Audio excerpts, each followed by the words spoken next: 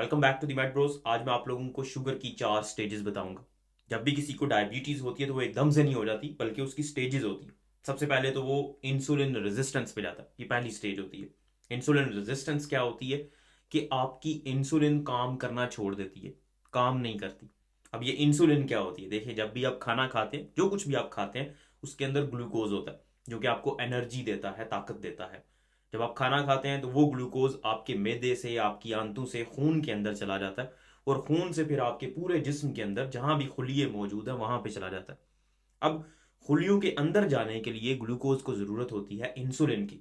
Insulin एक ऐसा hormone है, एक ऐसा केमिकल है जो आपका लबलबा पैंक्रियाज प्रोड्यूस करता है। और उस इंसुलिन की मदद से ग्लूकोज आपके खून से निकल के खुलियों के अंदर चला जाता है, जितने भी खुलिये हैं आपके पूरे जिस्म के अंदर, वहां पे चला जाता है। अब इंसुलिन रेजिस्टेंस में ये होता है कि आपके जिस्म के खुलिये इंसुलिन की बात नहीं मानते। इंसुलिन क्या करता है, ग्लूकोज को खून से निकाल के खुलियों में पहुंचाता है। लेकिन जब इंसुलिन की बात नहीं मानी जाएगी तो ग्लूकोज खून से निकल के खुलियों में नहीं जाएगा और खून के अंदर ग्लूकोज की मिकदार ज्यादा हो जाएगी, जिसको हाइपरग्लाइसीमिया कहते हैं, ग्लूकोज का ज्यादा हो जाना, जिसको शुगर कहते हैं। तो ये पहली स्टेज होती है शुगर की, डायबिटीज की।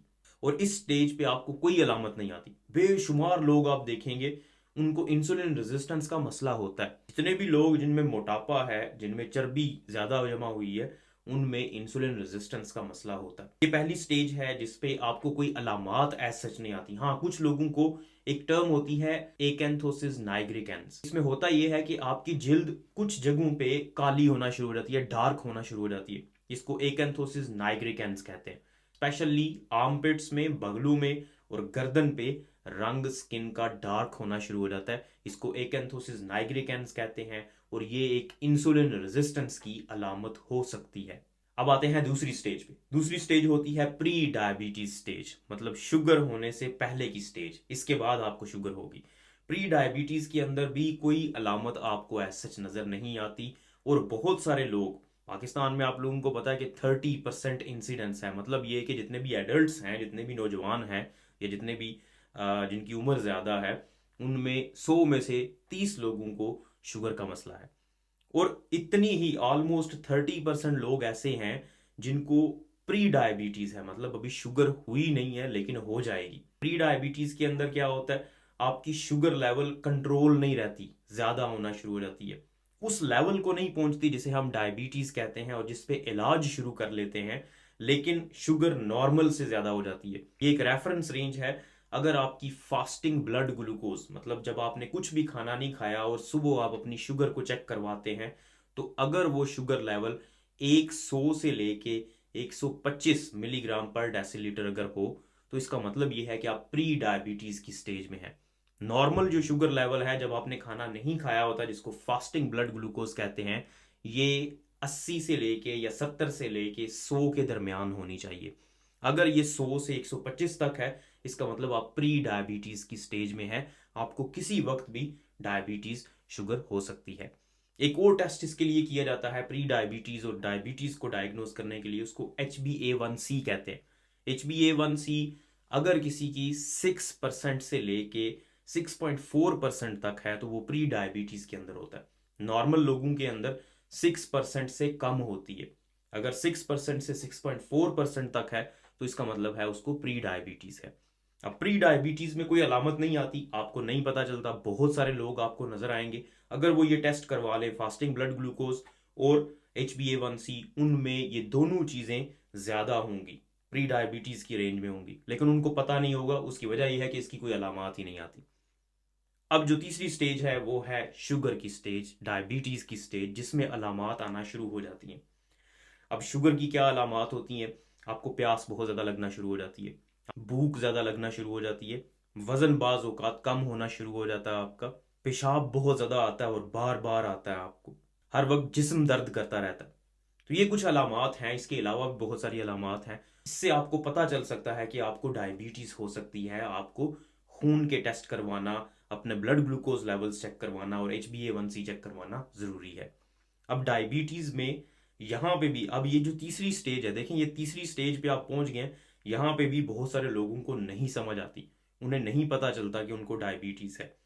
फिर आ जाती है चौथी स्टेज, जिसको डायबिटीज विद वैस्कुलर कॉम्प्लिकेशंस कहते हैं। अब डायबिटीज विद वैस्कुलर कॉम्प्लिकेशंस क्या है? आपकी जो खून की नालियां हैं वो डैमेज होना शुरू हो जाती हैं शुगर की वजह से।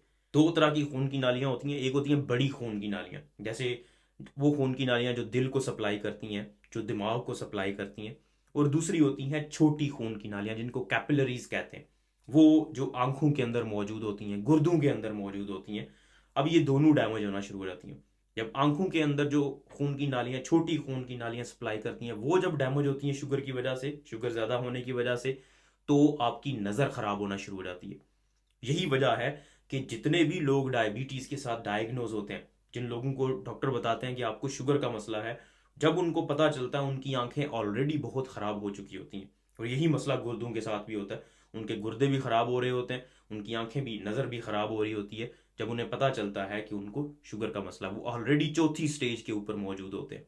बहुत सारे लोग ऐसे होते हैं। और दूसरे नंबर पे बड़ी खून की नालियां हैं, जिनमें दिमाग की सप्लाई की खून की नालियां हैं और दिल की सप्लाई की खून की नालियां।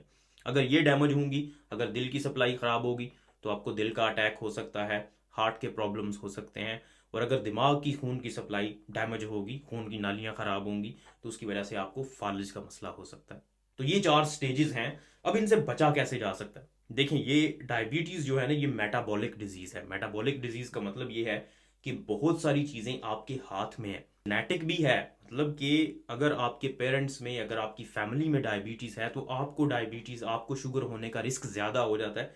लेकिन बहुत सारी चीज़ें आपके हाथ में भी होती हैं। बहुत सारे लोग ऐसे हैं जो अगर अपनी खुराक को ठीक कर लें और अपनी सेहत को, फिजिकल हेल्थ को ठीक कर लें, तो उनको शुगर नहीं होगी। ये गारंटी है और ये प्रूवन है, रिसर्च प्रूवन है। बहुत सारे लोगों ने, इवन जिन लोगों को डायबिटीज हो चुकी है, वो एक्सरसाइज, डाइट और वेट लॉस से अपनी डायबिटीज को खत्म कर चुके हैं, जिसको डायबिटीज रिमिशन या डायबिटीज रिवर्सल कहते हैं।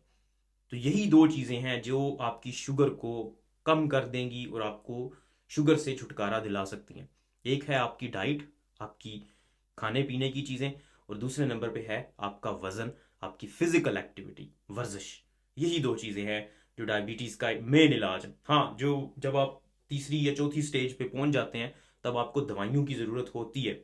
ये 100% श्योर है, जब आप चौथी स्टेज पे पहुंच जाएंगे तो आपको दवाइयां इस्तेमाल करना ही पड़ती हैं। तीसरी स्टेज पे भी जब डायबिटीज होती है, लेकिन अभी कॉम्प्लिकेशंस नहीं हुई, तब भी हो सकता है आपको दवाइयां इस्तेमाल करना पड़े। लेकिन आपको जितनी ज़्यादा आप एक्सरसाइज करेंगे, जितनी ज़्यादा आप अपनी डाइट, अपनी खुराक अच्छी करेंगे, आपकी शुगर कम होती जाएगी और आहिस्ता आहिस्ता आप, हो सकता है कि आपको दवाइयों से आपकी जान छूट जाए। ये पॉसिबल है, बहुत सारे लोग करते हैं। हाँ, मुश्किल बहुत है। डाइट के अंदर आप देखें, कार्बोहाइड्रेट्स जो होते हैं, जितनी भी चीज़ें जो मीठी होती हैं या जिनके अंदर जो बादी चीज़ें हम कहते हैं, जैसे चावल हो गए, इवन रोटी जो होती है, आटा, इसी तरह बेकरी की जितनी भी चीज़ें होती हैं, इनके अंदर कार्बोहाइड्रेट्स ज़्यादा होते हैं। तो इनको अगर कम से कम आप इस्तेमाल करेंगे अपनी ज़िंदगी के अंदर, अपनी खुराक के अंदर, फ्रूट्स का, फलों का और वेजिटेबल्स का इस्तेमाल, सब्जियों का इस्तेमाल ज़्यादा करेंगे, ड्राई फ्रूट्स जो होते हैं जिनको खुश्क मेवाजात कहते हैं, उनका इस्तेमाल ज़्यादा करेंगे, बीज जितने भी होते हैं, जिस तरह ये कद्दू के बीज हो गए, सूरजमुखी के बीज हो गए, ये चीज़ें अगर आप ज़्यादा इस्तेमाल करेंगे, हेल्थी ऑप्शंस इस्तेमाल करेंगे, साथ में आप अपनी वर्जिश को कंटिन्यू रखेंगे और वर्जिश प्रॉपर तरीके से करेंगे, तो आप डायबिटीज़ से छुटकारा भी हासिल कर सकते हैं और आप डायबिटीज़ की अलामात से बच सकते हैं, उसकी कॉम्प्लिकेशन से बच सकते हैं।